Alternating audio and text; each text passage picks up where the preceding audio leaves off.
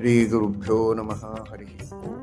శ్రీనివాసుడు భూలోకము చేరిన తర్వాత పరుల కంట పడకుండా రహస్యముగా ఉండుటకు స్వామి పుష్కరిణి తీర దక్షిణము వైపు ఒక దివ్య పుట్ట చూసెను.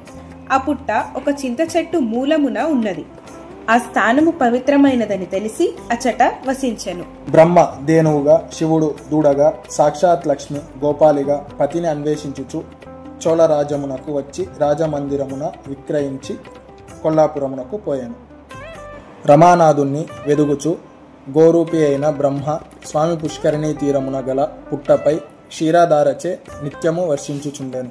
రాజుగారి గో సమూహముతో నిత్యము మేత నెపముతో వచ్చి శ్రీహరికి పాలతో అభిషేకము చేయుచుండెను.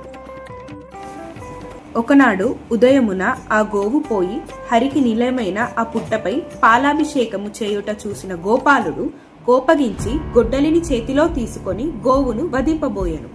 శ్రీనివాసుడు తనకు నిత్యం అభిషేకం చేసిన గోవును రక్షించాడు. దాని వలన శ్రీనివాసుడి నుదిటపై గాయమయ్యను. తలకు దెబ్బ తగిలినాక 7 తాడి చెట్ల ఎత్తుకు రక్తము పైకి చిమ్మెను. ఈ దృశ్యమునకు భయము చెంది గోపాలుడు మరణించాను. అది చూసి దుఃఖించిన గోవు వెళ్లి రాజును అక్కడికి తీసుకొని వెళ్ళాను. వృషాచలమునకు వెళ్లి ఆ భయంకర దృశ్యమును చూసి ఏమి కష్టము వచ్చినది, పూర్వము ఏమి పాపం చేసి తినో, గోపాలుని మరణము, రక్తపూరిత పుట్ట, గోవు దుఃఖించుట, మూగజీవికి మనోవ్యత, ఆ ఈ వెంకట పర్వతమున ఏమీ ఆశ్చర్యము, ఏమి కష్టము వచ్చినది అని ఆ చోళరాజు విచారించెను. దురాచార ఐశ్వర్యముతో మదము చెందినవాడ, గొడ్డలి పెట్టుతో అతి దుఃఖము కలిగించితివి. దయాహీనుడైన గోపాలునిచే తల పగిలినది. నాకు దుఃఖం కలిగించిన కారణమున పిశాచివి కమ్ము అని రాజును దేవదేవుడైన భగవంతుడు శపించాను. చోళరాజు ఇలా పలికెను, దేవా, నన్నెందుకు శపించితివి? నేనేమి అపరాధం చేసి తిని? నాకు శాంతి కలిగింపుము అని ప్రాధేయపడెను. నా వాకు అసత్యం కాదు. ముందు ఆకాశాను రాజు తన కుమార్తె పద్మావతిని నాకు దానం చేయును. కన్యాదాన సమయమున నా కొరకై 100 భారము కలిగిన రత్న వజ్ర సమేత కిరీటమును నొసుగుము.